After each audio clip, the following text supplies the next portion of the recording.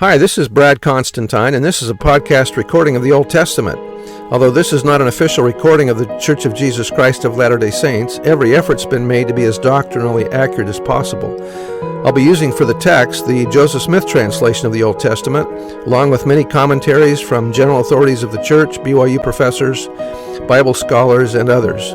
This format will be very detailed, and so if you want a deep analysis of the Old Testament, you come to the right place. Thanks for your attendance. Hi, and welcome back. This will be for Habakkuk chapter 2. The heading reads, "The Lord admonishes patience and promises that the just shall live by faith. The earth shall be filled with the knowledge of God. Idols have no power." This sounds a lot like our day, that we're being surrounded by evil, and we have to be patient with it. Verse 1, "I will stand upon my watch and set me upon the tower, and will watch to see what he will say unto me, and what I shall answer when I am reproved. And the Lord answered me and said, Write the vision, and make it plain upon tables, that he may run that readeth it.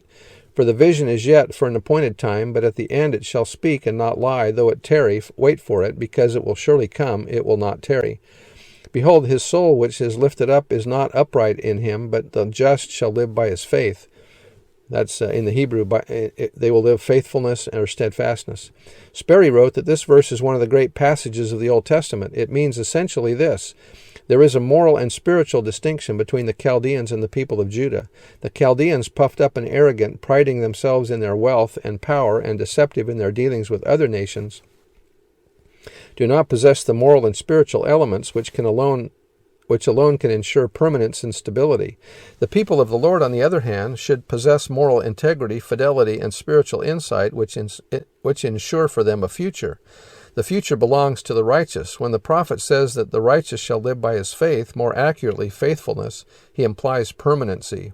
So in other words, as we go through, as we in our day might have to suffer punishments from the wicked, like with the COVID-19 issue and all the stuff that went on with that, all the deception and all the wickedness that occurred because of that, we were patient. The church did not really speak out against that stuff because the scriptures don't mention that we're going to.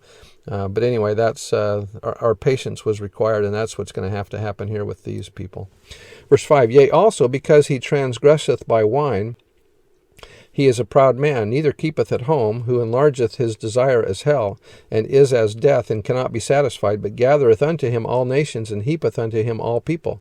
Shall not all these take up a parable against him, and a taunting proverb against him, and say, Woe to him that increaseth that which is not his, how long?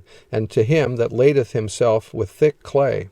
Shall they not rise up suddenly? That shall bite thee, and awake that shall vex thee, and thou shalt be for booties, or plunder, or spoil unto them? Because thou hast spoiled many nations, all the remnant of the people shall spoil thee, because of men's blood, and for the violence of the land of the city, and of all that dwell therein.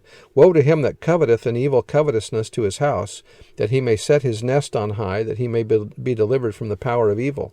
Thou hast consulted, or devised shame to thy house, by cutting off many people, and hast sinned against thy soul. For the stone shall cry out of the wall, and the beam out of the timber shall answer it, or a rafter out of the woodwork will witness it. Woe to him that buildeth a town with blood, or bloodshed, and establish a city by iniquity. Behold, is it not of the Lord of hosts that the people shall labor in the very fire, and the people shall weary themselves for very vanity? For the earth shall be filled with the knowledge of the glory of the Lord, as the waters cover the sea." That sounds like a millennium thing. "Woe unto him that giveth his neighbor drink, that putteth thy bottle to him, and makest him drunken also, that thou mayest look on their nakedness. Thou art filled with shame for glory, or more with shame than with glory. Drink thou also, and let thy foreskin be uncovered. The cup of the Lord's right hand shall be turned unto thee, and shameful spewing shall be on thy glory. For the violence of Lebanon shall cover thee, and the spoil of beasts, which made them afraid, because of men's blood, and for the violence of the land, of the city, and of all that dwell therein.